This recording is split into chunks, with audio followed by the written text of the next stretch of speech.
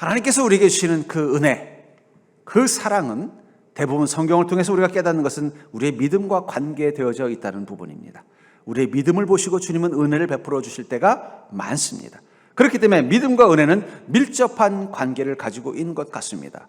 그런데 성경의 어떤 부분에서는 그 은혜를 받은 사람이 그 은혜를 받은 사람의 믿음과 관계되지 않는 경우도 있다는 거예요. 쉽게 말하면 그 사람의 믿음 때문에 주님이 은혜를 주신 게 아니라 오히려 다른 이의 은혜, 믿음 때문에 그에게 은혜를 주시는 경우들도 가끔 있습니다. 드물지만. 예를 들면 백부장의 믿음을 보시고 하나님은 하인의 병을 낫게 해주셨죠. 또 오늘 본문에 나오는 이 중풍병자, 온몸이 마비가 돼서 들것에 실려서만 예수님 앞으로 나올 수 있는 이 중풍병자의 병을 낫게 해주신 주님의 그 은혜는 그의 믿음 때문이 아니라 그를 들고 온 네 사람, 그 들것을 들고 오신 네 사람의 믿음을 보시고 그 중풍병자의 병을 치료하셨다라고 말하고 있다는 거예요. 그것을 마가복음 2장 5절에서는 예수께서 그들의 믿음을 보시고 중풍병자에게 이르시되 작은 자야 내 죄 사함을 받았느니라. 물론 그 중풍병자에게 믿음이 없어서 그럴 수도 있겠습니다만은 나름대로 그 중풍병자에게도 어떤 믿음의 근거를 찾을 수 있음에도 불구하고 주님은 그 중풍병자의 믿음이 아니라 그 중풍병자를 들것에 싣고 온 네 사람의 믿음을 보고 이야기했다고 말하고 있습니다. 또 놀라운 것은 왜 그들을 네 사람이라고 불렀을까? 보통 다른 사람의 믿음을 보고 그 어떤 사람을 치료하시고 은혜를 베풀 때 보면은 그 다른 사람은 대부분 그 병자와 문제가 은혜가 필요한 사람과 어떤 친밀한 밀접한 관련성이 있는 사람이에요. 뭐 하인이라면은 그의 주인인 백부장의 믿음을 본 것입니다. 만약에 이 네 사람이 이 중풍병자의 가족이었다면 아마 네 사람이라는 표현을 쓰지 않았을 것 같아요. 그냥 네 사람이라는 그냥 일반적인 사람이라는 표현을 쓴 것으로 봐서는 이 중풍병자와 아주 긴밀한 관계를 가진 사람들은 아니었지만 어떤 이유에서인지 이 중풍병자를 주님께로 인도하는 역할을 감당했던 것이고 그런 그들의 믿음을 보시고 주님은 그 중풍병자의 병을 치료하셨다는 것입니다. 저는 이것을 통해서 예수님께서 생각하시는 믿음의 특징은 어찌 보면 우리가 생각하는 믿음의 특징에서는 모르는, 점검하지 못하는 부분도 있을 수 있겠구나. 또 반대로 그럼 주님은 나의 모습 속에서 어떤 부분을 믿음으로 보실까 하는 질문을 할 수 있을 것입니다. 저는 이것을 통해서 우리의 믿음을 점검해 보는 것은 정말 중요할 것 같습니다. 왜냐하면 은혜는 믿음과 밀접한 관계가 있기 때문입니다. 이 네 사람이라는 타인의 믿음이 중풍병자라는 한 사람의 병을 치료하는 주님의 은혜를 경험했다면 그들이 가지고 있는 믿음의 특징이 무엇이었기에 그것이 그 중풍병자의 병을 낫게 하는 하나님의 은혜를 경험하게 했는지 그것을 깨닫고 이것이 믿음이라는 정확한 답을 우리가 알고 있다면요, 우리가 그 믿음대로 사는 것이 결국은 우리 삶 가운데 더욱더 크신 주님의 은혜를 누릴 수 있는 것입니다. 전 그런 의미에서 우리가 정말 주님의 은혜를 사모하는 자라면 더욱더 우리가 가지고 있는 믿음이 주님이 원하시는 믿음인지를 돌아볼 줄 알아야 된다는 거예요. 스스로만 나는 믿음이 크다. 여러분 바리새인들도 자신들이 믿음이 좋다고 착각하고 살았던 사람들입니다. 그러나 주님은 그들에게서 어떠한 믿음도 보지 못했다는 거예요. 중요한 건 주님이 보시는 믿음의 특징이 무엇이냐는 거예요. 저는 이 네 사람의 믿음을 보고 중풍병자의 병을 낫게 하신 이 사건을 통해서 예수님께서 보시는 믿음의 특징, 예수님 평가하시는 믿음의 특징이 무엇인지를 우리가 깨닫고 그것을 통해서 내 속에 아직도 부족한 믿음이 무엇인지를 발견하고 그것을 온전한 믿음의 삶으로 바꾼다면 우리는 더욱더 풍성하신 주님의 은혜를 누리게 되는 삶을 살게 될 줄 믿습니다. 그렇다면 예수님의 평가로 본 이 믿음의 특징은 무엇일까요? 이 네 사람에 대한 예수님의 평가로 본 이 믿음의 특징은 무엇일까요? 먼저 우리가 알 수 있는 것은 이 네 사람, 예수님께서 믿음을 보시고라고 말했던 그 네 사람의 손에는 병자를 위한 들것이 들려져 있었다는 사실을 기억하시기 바랍니다. 이 네 사람의 손, 어떤 이에게는 오른손이고 어떤 이에게는 왼손이겠습니다만 그들의 두 손 중에 한 손에는 병자를 주님 앞으로 인도하는 데 필요한 들것이 들려져 있었다는 것입니다. 오늘 본문의 3절에 보니까 사람들이 한 중풍병자를 네 사람에게 메워가지고 예수께로 올세. 여기 보면 여러 사람들이 네 사람에게 뭔가 시켰다라는 의미로 되어 있습니다만 또 원어에는 조금 다르게 되어 있습니다만 적어도 이 문장 속에서 깨닫는 건 뭐냐면 이 네 사람은 이 중풍병자를 메고 올 때 이 중풍병자를 메고 올 수밖에 없는 사람들은 아니었던 것 같아요. 약간 수동적인 느낌이 나죠. 사람들이 메워가지고 오라는 말 속에서 뭘 느끼겠는 거예요. 그러니까 나는 무슨 일이 있어도 이 중풍병자를 하나님이 낫게 하게 나는 도와줘야 돼, 이런 간절함이 있었다기보다는 자신들이 이 중풍병자를 도와야만 이 중풍병자가 예수님을 만날 수 있는 그런 상황에 있었던 네 사람이라는 거예요. 아주 밀접한 관계가 아닐 수도 있다는 것을 추리할 수 있습니다.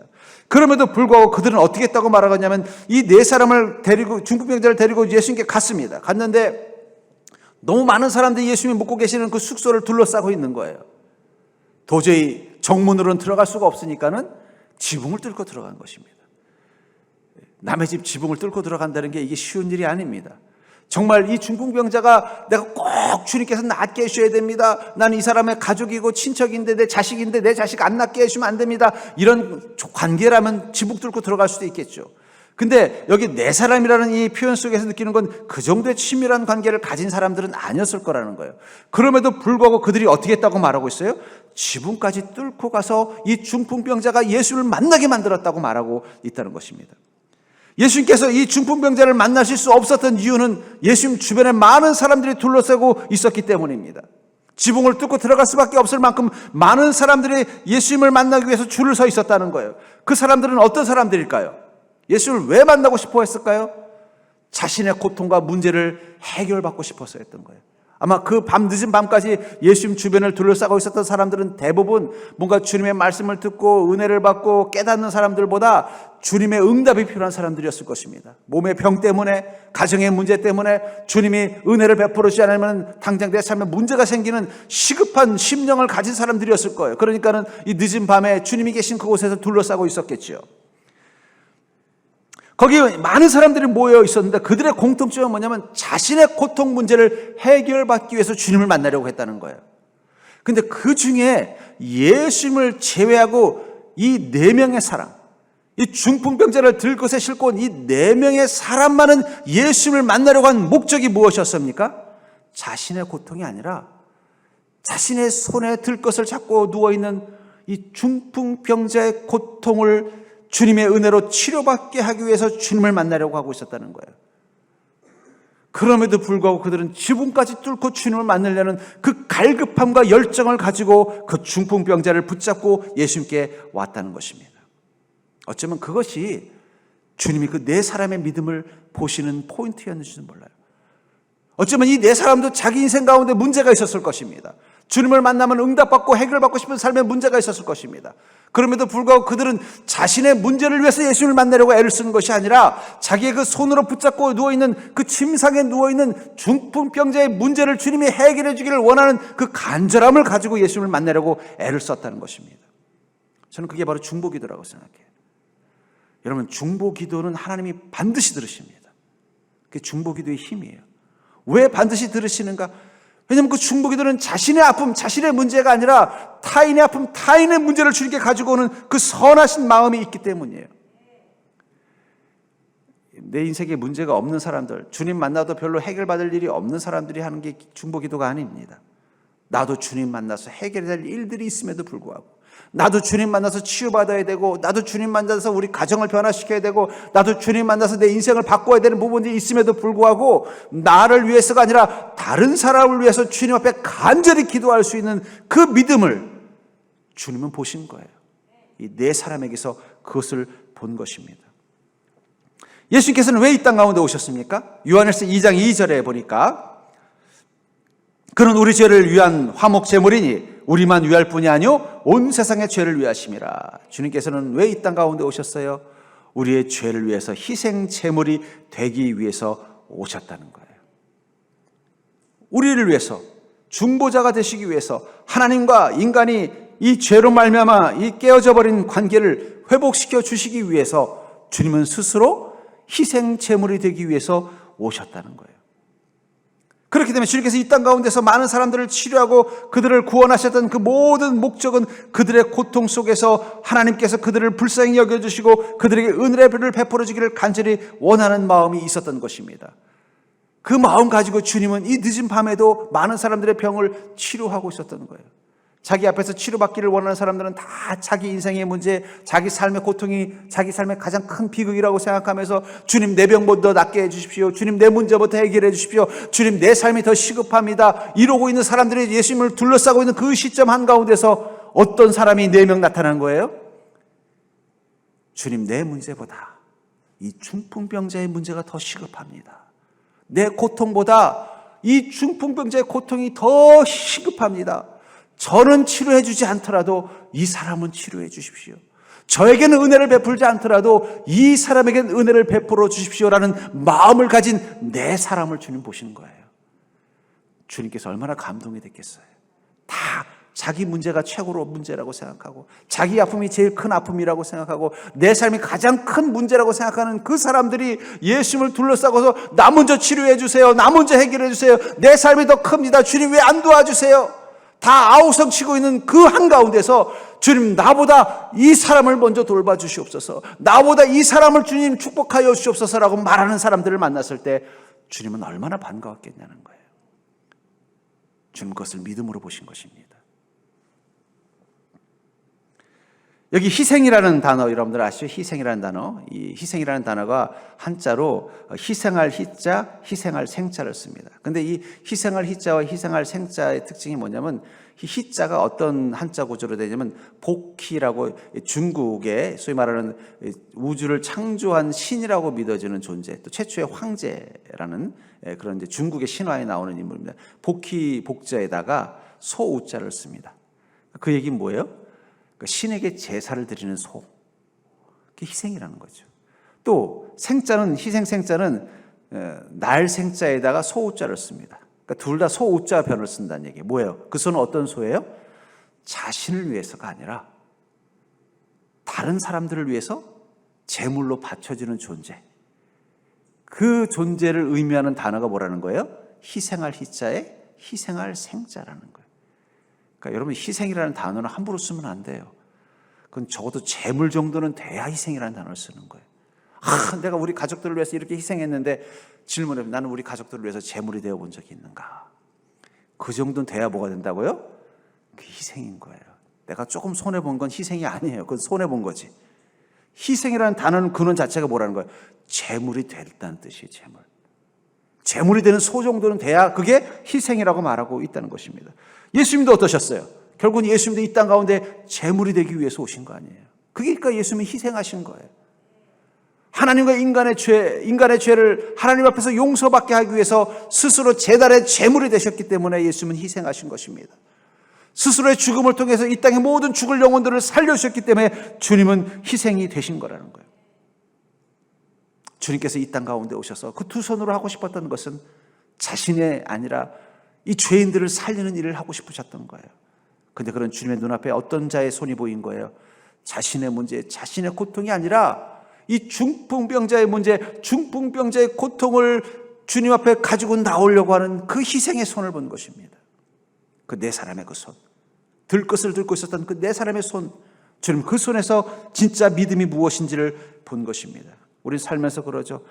나는 희생하고 사고 싶지 않아. 그래서 어떤 딸들은 나는 엄마처럼 살고 싶지 않아. 어떤 아들들은 나는 아빠처럼 살고 싶지 않아.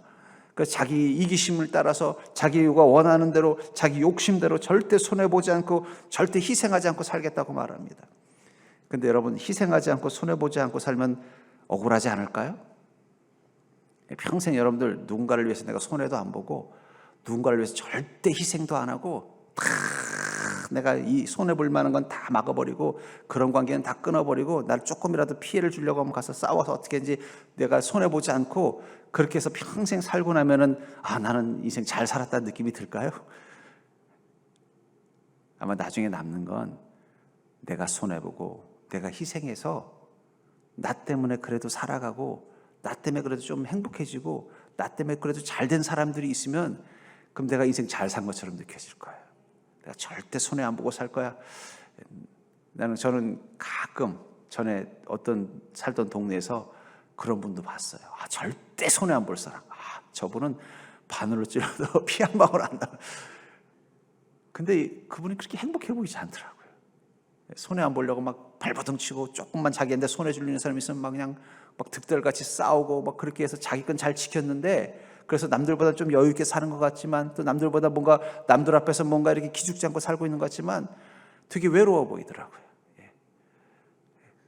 근데 오히려 좀 희생할 줄 아는 사람들, 손해도 볼 줄 알고 남들에게 조금 또 베풀 줄도 알고 그것 때문에 자기가 좀 피해도 볼 줄 알고 이런 사람들이 행복하더라고요. 예수님께서는 이 땅 가운데 사는 게 희생을 위해서 이 땅 가운데 살다 가셨습니다. 그렇다고 저는 예수님께서 억울해 하시는 것 같지 않아요. 십자가에서 십자가 두 팔, 그 비어있는 두 손, 그 손은 무엇을 위해 살다 가신 손이에요? 이 땅의 사람들을 치료하고 이 땅의 사람들의 아픔을 돌보고 이 땅의 사람들을 구원하기 위해서 그 두 손은 마치 이 들것을 들고 있었던 4명의 사람들처럼 병자들의 아픔을 들것을 들듯 들고 치료해 줬던 그 손을 벌리고 마지막에는요, 이제는 이 땅의 모든 죄와 악을 대신해서 십자가에 지시는 이 빈손, 그 손을 십자가에 달고는 뭐라고 말씀하셨어요?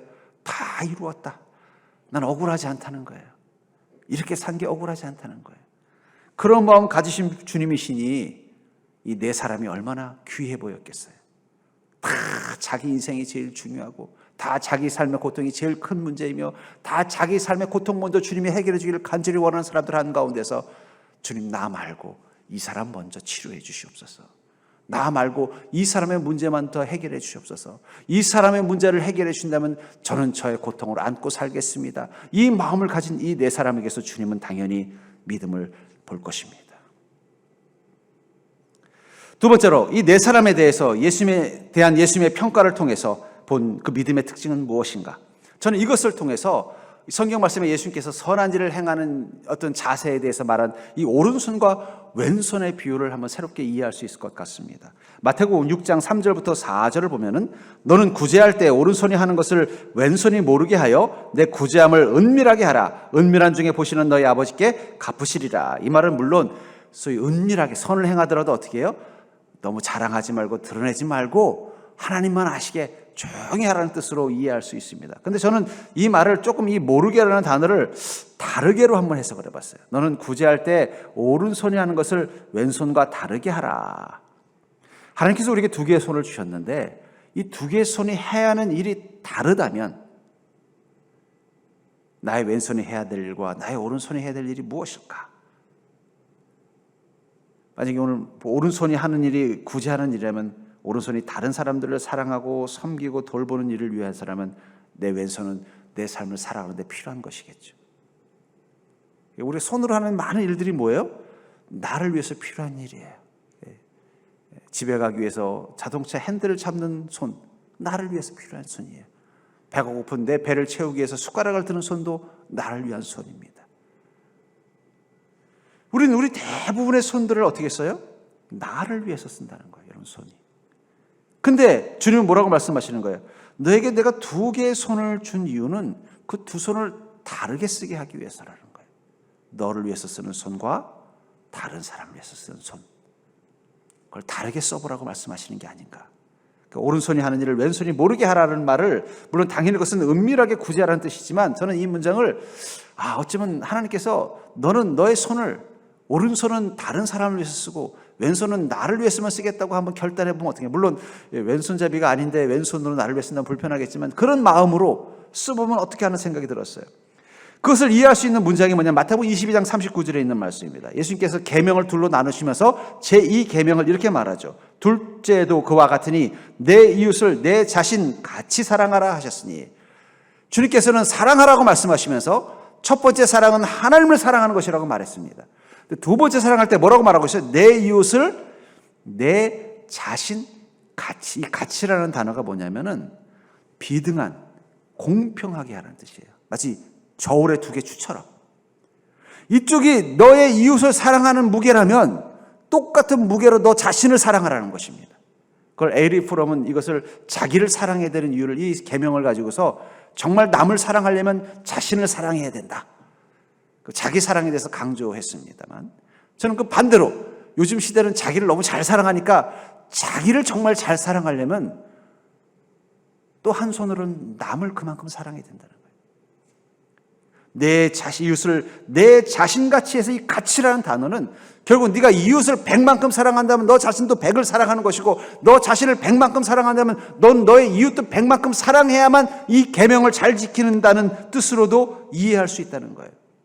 그러니까 여러분, 주님께서 여러분들에게 두 개의 손, 이 손은 단순히 보이는 손만을 뜻하는 게 아닙니다. 여러분들의 생각, 여러분들의 마음, 여러분들의 시간, 여러분들의 능력, 여러분들의 모든 재능들을 둘로 쪼갤 줄 아셔야 된다는 거예요. 하나는 오른손으로, 하나는 왼손으로.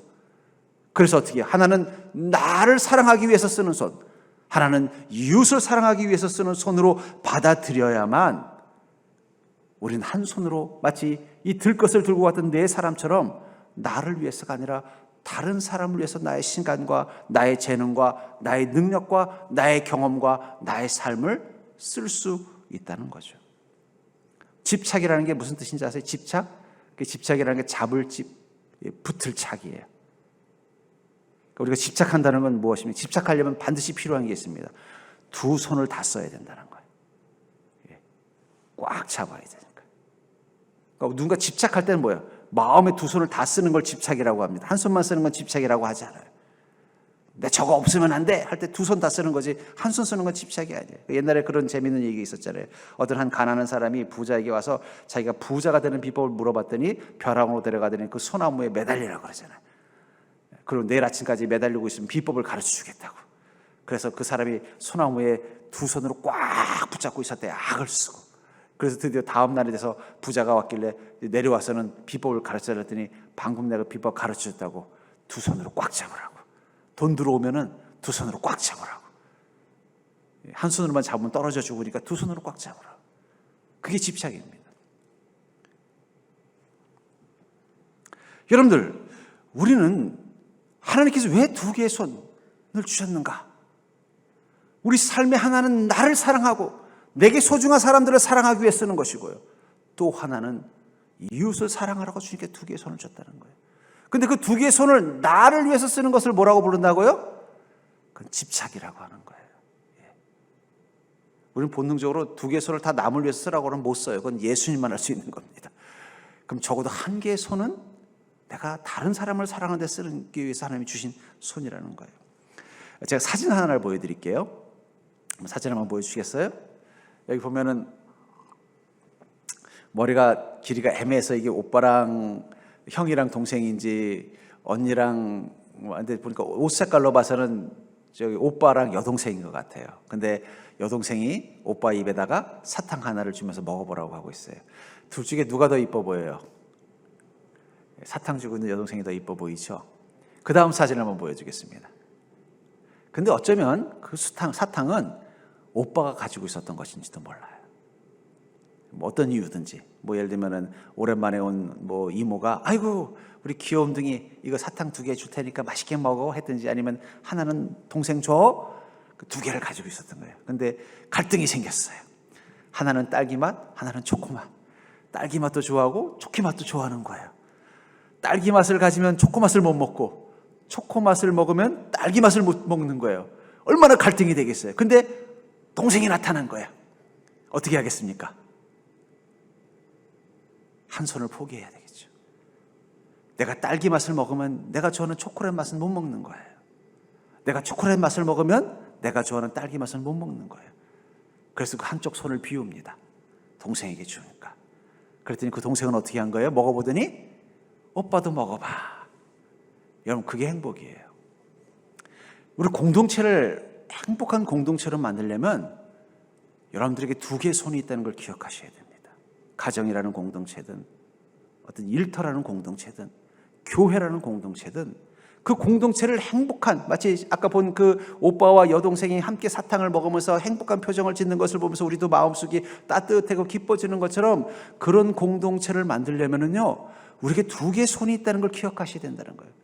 하나는 나를 위한 캔디를 들고 있는 것이고, 또 하나는요, 남을 위해 건네줄 수 있는 캔디를 들고 있어야 된다는 거예요. 그리고 남을 위해 건네는 그 캔디를 들고 있어서 손은 반드시 비워져야 돼요.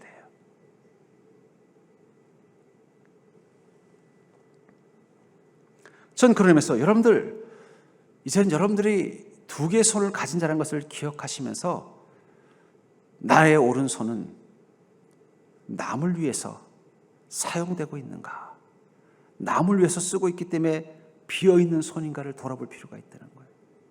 주님께서 이 네 사람의 믿음 속에서 본 것은 그들의 비어있는 손입니다. 자신의 것을 쥐을 수 없는 손, 다른 사람의 아픔을 위해서 대신 쥐어줘야 되는 그 비어있는 손. 주님께서는 그런 믿음을 가진 자를 사랑하시기 때문에 너는 오른손이 하는 것과 왼손이 다르게 하면서 살아라. 너는 너 자신을 사랑하는 것만큼 다른 사람들을 사랑하라고 말씀하고 계신다는 것입니다. 그렇다면 사랑하는 성도님들, 여러분들의 손은 어떻습니까? 비율이 어떻게 되나요? 나를 위해서 쓰는 시간, 나를 위해서 쓰는 삶, 그리고 다른 사람을 위해서 쓰는 시간, 다른 사람들을 위해서 쓰는 삶, 다 나를 위해서만 쓰면 그건 집착이 되는 거예요. 하나는 내 것이 아니라는 마음 가지고 내가 이 손은 다른 사람들을 위해 쓰겠다라는 결심을 해보시길 바랍니다. 한번 오늘부터 꼭 가서 결단하십시오. 내가 두 개의 손이 있는데 하나는 나를 위해서 쓰고 하나는 남을 위해서 쓰는 삶을 살겠다. 그런 마음 가지고 여러분들의 삶을 한번 날마다 점검해 볼 수 있는 믿음 되기를 바랍니다. 세 번째로 이 네 사람에 대한 예수님의 평가로 본 믿음의 특징은, 그런 의미에서 큰 믿음은요, 오른손을 비워놓는 절제를 할 줄 아는 믿음이라는 거예요. 큰 믿음이 되기 위해서는요, 오른손을 비울 수 있는 절제가 필요하다는 것입니다. 5절을 보시면 예수께서 그들의 믿음을 보시고 중풍병자에게 이르되 작은 자야 내 죄 사함을 받았느니라 하면서 그들의 믿음을 보셨다라고 말하고 있죠. 아까도 말한 것처럼 도대체 그들의 믿음이 무엇이냐 하는 것에서 주님이 무엇을 봤을까요? 주님의 눈에는 그 네 사람도 주님의 은혜가 필요한 사람인 것을 알아주셨을 것입니다. 그들도 가정에 문제가 있고 어쩌면 그들도 자기 몸에 이 중풍병자만큼은 아니어도 병을 가지고 있었을 것입니다. 그들도 주님의 응답이 필요하고 주님의 사랑이 필요했던 자들입니다. 그럼에도 불구하고 그들은 자신들의 문제가 아니라 이 중풍병자의 문제를 치료받게 하기 위해서 주님을 만나려고 그토록 애를 썼다는 거예요. 아마 어쩌면 중풍병자들이 이를 메고 왔는 이 네 사람 중에 한 사람은 그런 마음이 들었을지도 몰라요. 이거 한 번뿐인 기회인데 나 먼저 좀 주님께 해결해 달라고 해야 되는 거 아니야? 나도 지금 내 삶에 문제가 있는데, 내 육신에 문제가 있고 우리 아이의 문제가 있는데, 지금 우리 아이가 지금 고열로 시달리고 있는데 내가 지금 이 중풍병자 들고 있는 게 이게 지금 내가 제대로 하고 있는 건가? 오히려 이럴 때 주님 빨리 만날 수 있는 기회가 됐을 때 이 중풍병자를 낫게 해주신다면 얼른 가서 주님 제 병도 좀, 우리 아이도 열병도 좀 치료해 주시오. 빨리 기도해야 되는 거 아니야? 이런 범민을 한 사람도 있었을 것이라는 거예요. 왜냐하면 한 번뿐인 기회인걸요. 주님을 도저히 만날 수 있는 기회가 없는 상황 가운데 있었다는 거예요. 그럼에도 불구하고 그들은요, 용기를 내서 이 중풍병자를 든 이 오른손을 들고 예수님을 만나러 갔다는 것입니다. 오병이의 시작은 어디서부터 시작이 되죠? 요한복음 6장 9절에 보면 한 아이가 있어 보리떡 5개와 물고기 2마리를 가지고 있나이다. 그러나 이것이 이 많은 사람에게 얼마나 되겠사옵나이까? 제가 사진으로 봤어요. 보리떡 5개와 물고기 2마리. 그랬더니 물고기가 그렇게 크지 않더라고요.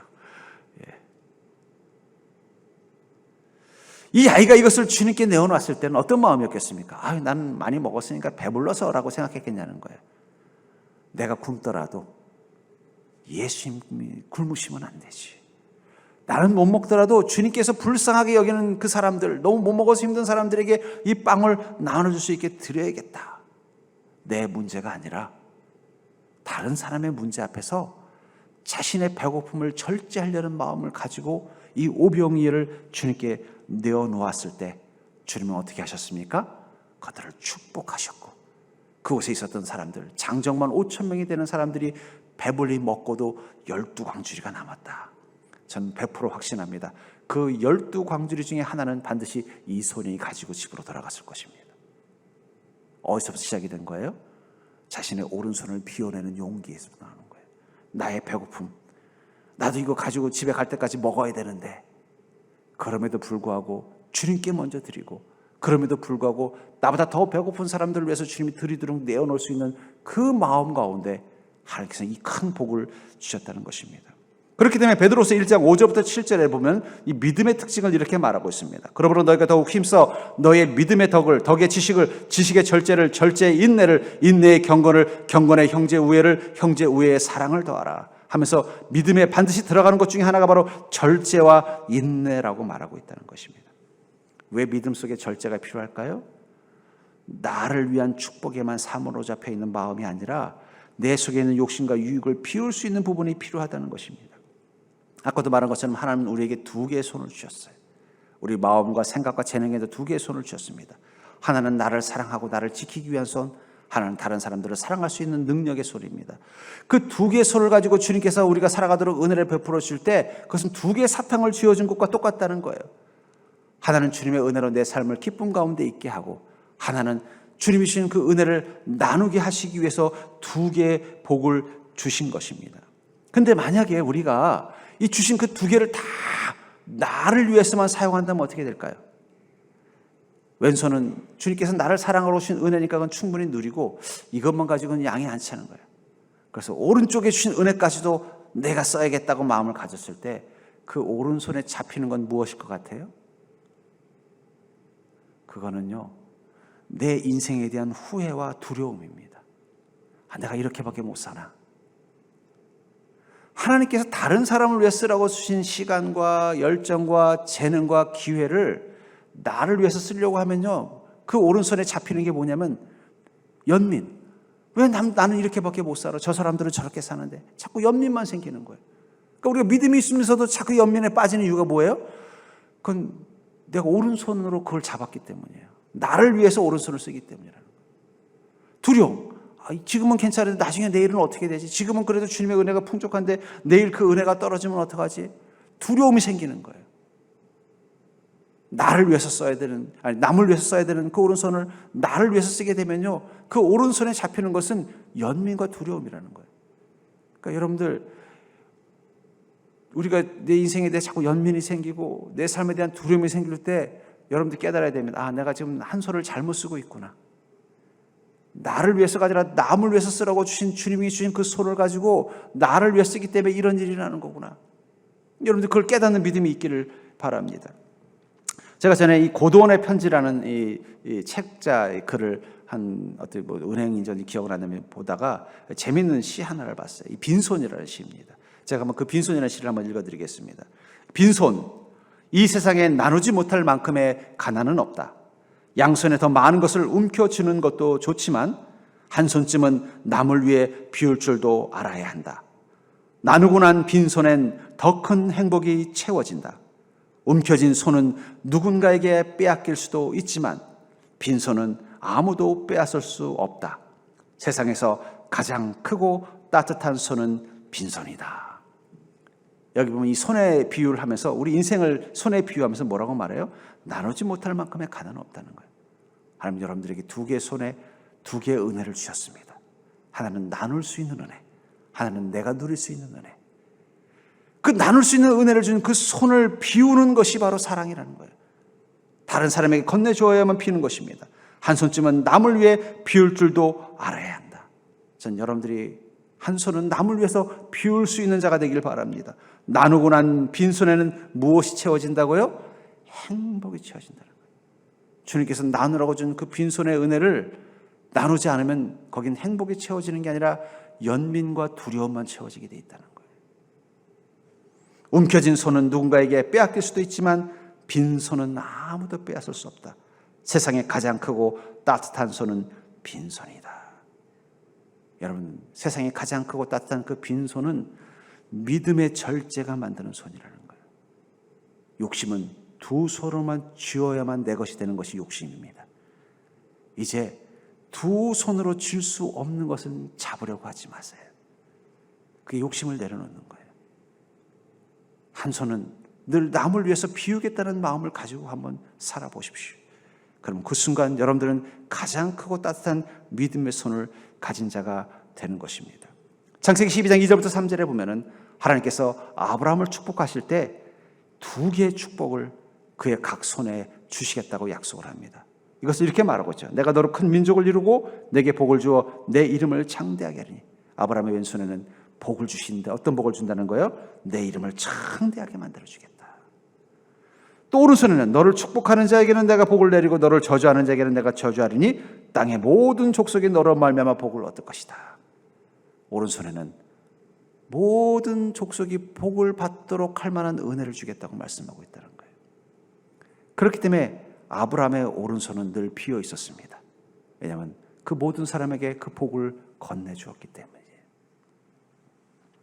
저는 가끔 지하철을 타보면은 이 노약자석이라는 게 있더라고요. 요즘은 또 임신부들을 위한 석도 있더라고요. 아무리 지하철에 사람이 많아도 그 자리는 비워놓습니다. 왜 비워놔요? 비워놔야 정말 노약자가 거기 앉을 수 있기 때문이에요. 아무리 폭대에 많은 사람들이 그 통로에 있어도 그 자리는 비워져 있어야만 정말 그 노약자, 아픈 분들, 또 임신부들이 거기 부담 없이 편안하게 앉을 수 있는 것처럼 우리는 우리의 오른손을 늘 비워놔야 돼요.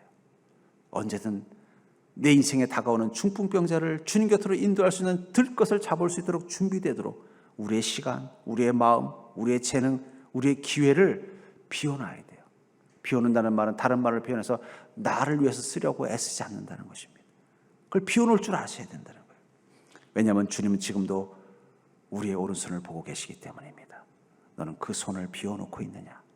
언제든 너의 인생에 다가온 중풍병자와 같이 주님의 은혜가 필요한 사람, 자기 힘으로는 주님을 만날 수 없는 사람, 주님의 능력이 정말 사모될 수밖에 없는 인생을 사는 사람을 주님 곁으로 인도할 수 있도록, 주님의 마음이 되어 그들을 돌볼 수 있도록 너는 그 오른손을 비워놓고 있는가? 주님은 보고 계신다는 것입니다. 또 한 주도 여러분들 세상 가운데 나아갈 때 여러분들이 다른 일에서 언제든지 쓰임받을 수 있는 오른손을 가지고 사는 자가 될 수 있기를 주의 이름으로 간절히 축원합니다. 분명한 건 여러분 천국에 들어갈 때 주님은 여러분들의 오른손을 보실 거라는 거예요. 자기만을 위해서 쓰지 않은 손, 다른 사람들을 사랑하고 섬기기 위해서 쓰신 그 손, 주님은 그 손을 보고 여러분들의 믿음을 평가할 것이라는 것입니다. 여러분 주님 앞에 큰 믿음 가진 자라는 귀한 축복을 받는 인생이 될 수 있기를 주의 이름으로 간절히 축원합니다.